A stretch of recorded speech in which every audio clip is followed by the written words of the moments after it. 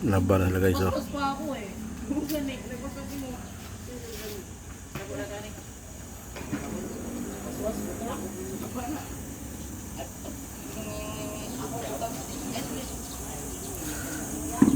Hello guys.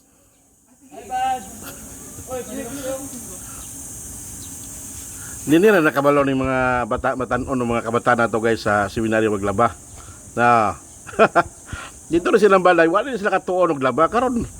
Mao ni ang kuan, gwapo sa advantage sa seminaryo. Nga makalabag yan sa kaugalingon ng ating mga kabataan, mga seminarista, oh. Di ba? Matyaga kayo guys, kugi kayo. Pwede na magminyo. Yeso sa seminaryo para. Oh. Iyo. Pak, oh. Oh. Murag ikatulura nga kumot ba? Pak, dito na yun.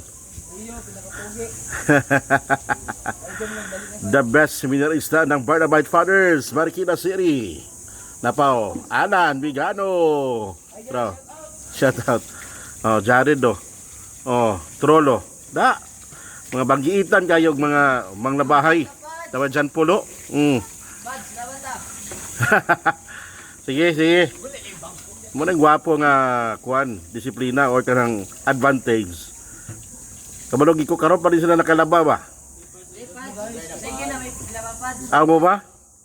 Mas majo.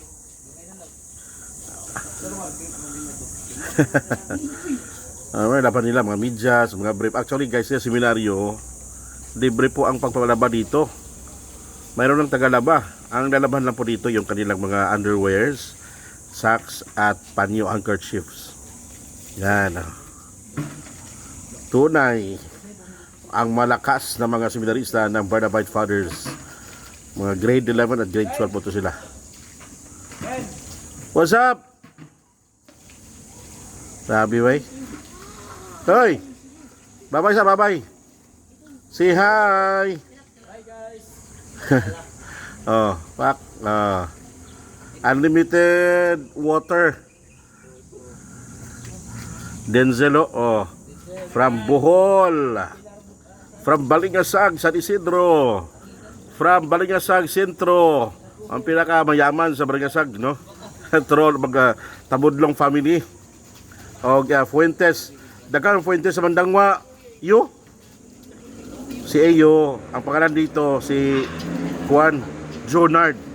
Pinangalan po nilang Jonard. Ang taga-Kipa Jan Polo Pak. Anara.